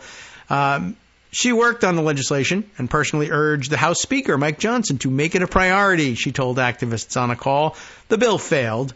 But Representative Chip Roy of Texas noted that the theories about non-citizen voting still served a political purpose. Check this move out, right? They joined together two issues that energize Republicans: worry about election integrity and border policy. Right? It's not just that people who are ineligible to vote because they are, convicted felons in the states that still do that, but everybody is, all the illegal immigrants that we say are pouring across the border who aren't, well, they're also hiding, except for when they're registering to vote somehow. And then they're all on the voter rolls, 20 at a time, apparently. But this is how Chip Roy salvages the whole thing. Well, it takes these two issues and smashes those into one that puts Democrats on the defensive, he said at a meeting in September, adding, it should stay front and center as long as we can make it front and center.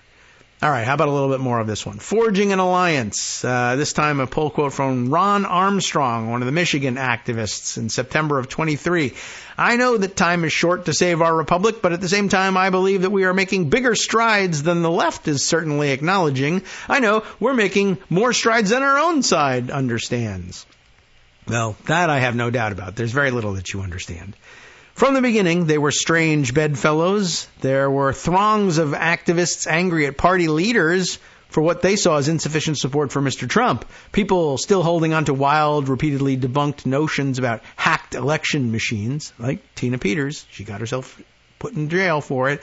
And there was a Republican Party that had taken a cautious and pragmatic approach, still not entirely beholden to Mr. Trump, but wanting to use the activists to win elections.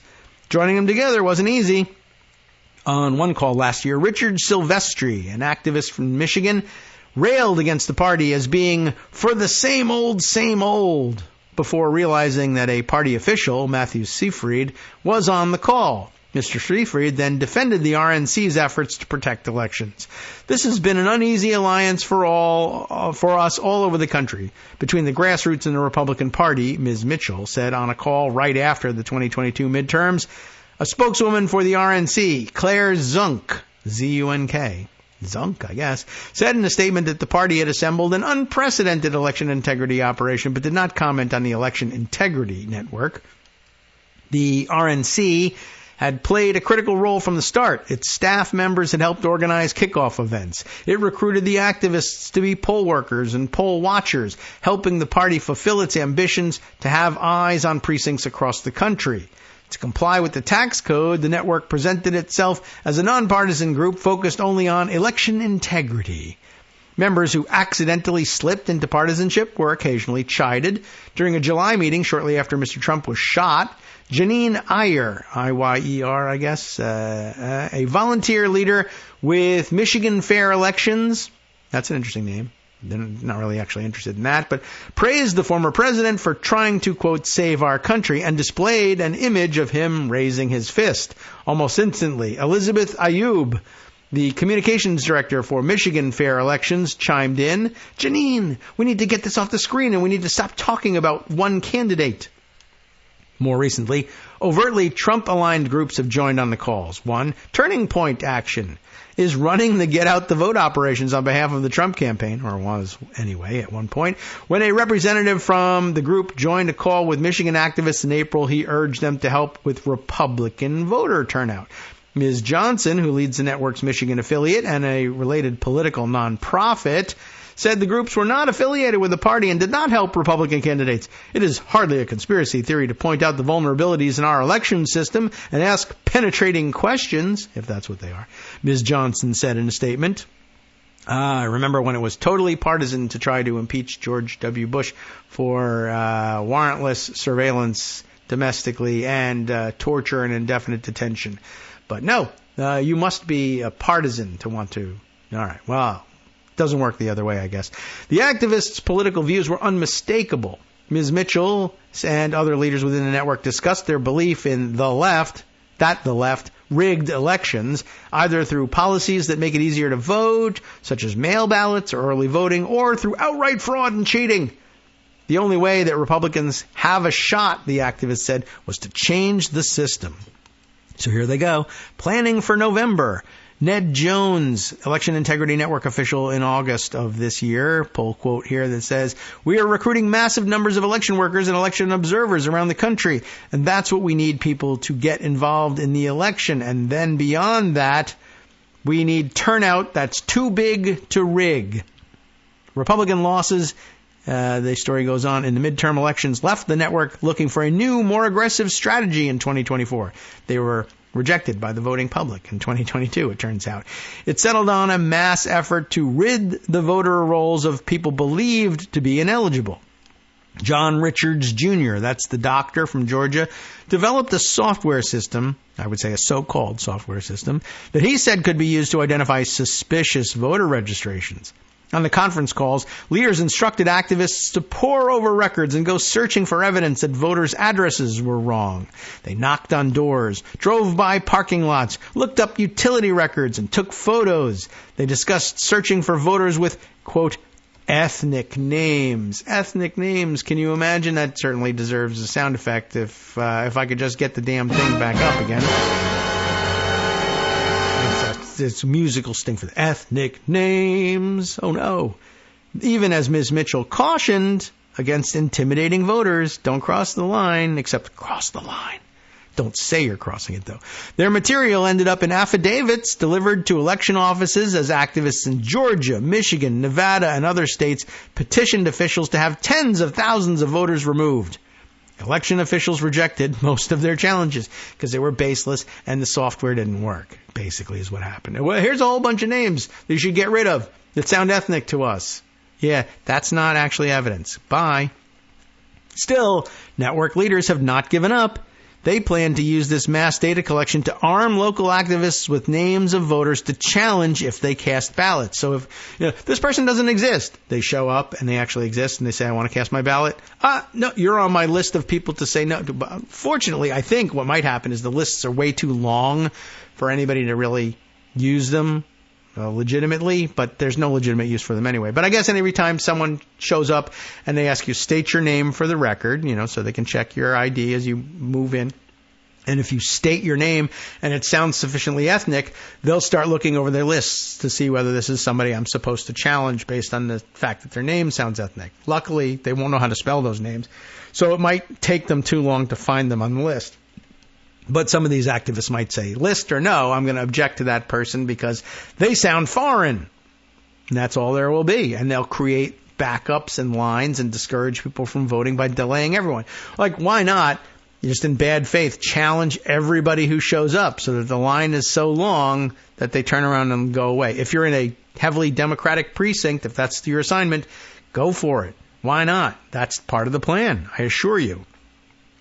Still, network leaders, as they said, have not given up. They plan to use this mass data collection to arm local activists so that they can create these kinds of backups and problems. Why you need to vote early is to be able to have several shots at casting your ballot if you live in one of these precincts where these guys are going to do that. And they can't recruit enough poll watchers to cover every day of early voting. They probably can cover lots of precincts on election day, but if you've already cast your ballot early, could they cover every single session of early voting in every single precinct that's got it? Probably not. The Republican National Committee and other conservative groups have piggybacked on this work, filing lawsuits that claimed the voter rolls were larded with illegal voters, including large numbers of non-citizens, 20 in Georgia. The network's leaders don't often discuss the end game of this work, but some have suggested the data could be used to challenge the results. Here's another poll quote that I guess illustrates it. Jim Womack, leader of the network's North Carolina affiliate, in August of this year, and the quote is, "And there are some cases where we're going to have close elections, and when all else fails, like you lost, if an official that lost a close election knows that there were some illegitimate votes that were cast, or questionable votes that were cast," illegitimate, not illegitimate, they're actually real. Well, questionable, well, everything's questionable. Well, if they know that there were some questionable votes that were cast, they can use this information that we have potentially to challenge the election, right? A bunch of wackos said there were a lot of illegals in this list. Well, there aren't, but they said they were, and we want our day in court. On a call in September, an activist working with United Sovereign Americans, Sovereign, an election denial organization, as it's described here, said the supposed errors in the voter rolls, quote, "are all reason to say that the election certification process is not valid. Therefore, you can't meet on January 6th. Essentially, is what it comes down to. Until 2020, certification was largely viewed as a ceremonial process of recording the official election results. But Mr. Trump's allies, many affiliated with the Election Integrity Network, have pushed to redefine the role. And like I said, ceremonial in the sense that, look, the people that we hire on a nonpartisan basis to count the votes have said these are the numbers.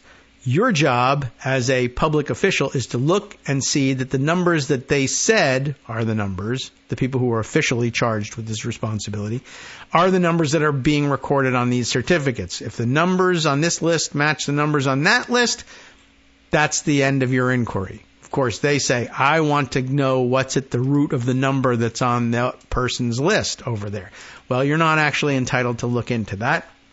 Your job is to make sure that this list matches that certificate. If it does, your job is done. Sign. That's it. But they just insist, no, I can redo that other person's work. You can't. That's not your job. That is their job. They've been hired. They've been elected. They've been selected to do that job, and they've done it. You're denying that they did it. That's not what your role is. Local elections officials, they say, can and should refuse to certify if they believe there was something wrong with the election, or if they want more time to investigate to see if something was wrong, they have argued. In Michigan, the network's affiliate wrote and distributed a guidebook for county canvass board members that suggests that they can conduct investigations before voting to certify. There's a real push to certify quickly. And I think I hate conspiracies, but I think this is a strategy, Mr. Jones said during a July meeting. That's why we need to get people on these electoral boards who resist the pressure and do it right. And here I got to stop for just a second to say, yeah, I think there's a push to certify quickly. Do you know where the push to certify quickly comes from? From you. Because if we don't certify quickly, you say, what's all the delay? It's obviously delay in hopes of creating a gap so that the Democrats can cheat. The delay is you trying to think of a way to cheat in a way we won't be able to detect, but we can detect it all. So what's all this rush? Now all of a sudden, what's the rush? What's the rush? Oh, we're trying to actually placate your stupid complaints about delay and make sure that every vote is counted and certified in a timely fashion. Well, why the rush? You found a more efficient way to cheat? You cannot satisfy these guys. Last time it was they didn't certify quickly enough. Now there's a push to meet that complaint. But don't bother meeting their complaints. They're just going to come up with another one. The network has put activists in a position to do just that. What is just that? Slow things down so that they can say then, look, there's delay again, more cheating. So now they have their activists in place to do whatever it is they need to do to be able to complain. And they go and do just that, encouraging members to run for local posts or to work their way into the system through county and state parties. Now, 3 women associated with the network hold key positions in the state. They were involved in recent attempts to make it easier for the state election board members to hold up certification while they conduct inquiries into the vote. Well, guess what? The effort has failed in court, and you have no right to do that. But the network is looking beyond this election with broader ambitions. Maybe they can't get it done this time. They'll just do it next time. Working with the American Legislative Exchange Council, ALEC, you know them, the network has written model legislation about non-citizen voting for state legislatures. The federal one wouldn't have anything to do with it, so we'll do it by state. Ms. Mitchell has talked about a federal elections overhaul should Republicans win the White House and Congress. For Ms. Mitchell, it was never about just one election. It was about starting a movement. Why? Because movements pay you. That's why. And we have to just keep remembering, another pull quote here, we're about the business of saving our country. And this wasn't necessarily a great outcome for a battle, but I'm not prepared to throw in the towel and say that we've lost the war to save the country, she said on a call after Republicans lost key races in the 2022 midterms. I don't think that any of us can even think that. I can't think that. I'll do it as long as I have breath in me. So get rid of that breath, I guess, and then you can rest at last. But basically what she's saying is, once again, she's a hero, not a charlatan. And they put forward their theory. They ran candidates for office that believed in and espoused these theories. They were soundly defeated almost everywhere they ran. But she views this as, this is just a message from God that I should just keep trying. It's the opposite.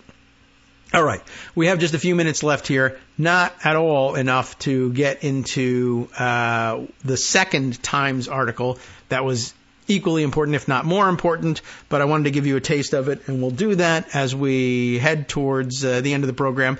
The other one, advisors propose that Trump give security clearances without FBI vetting.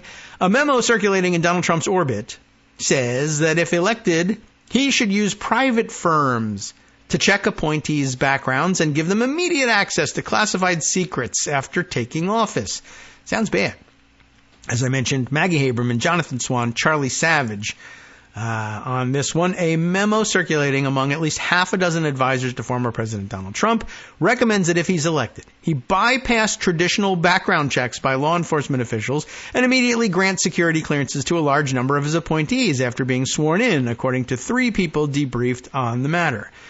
Just wait until Vladimir Schmooten gets his appointment, right?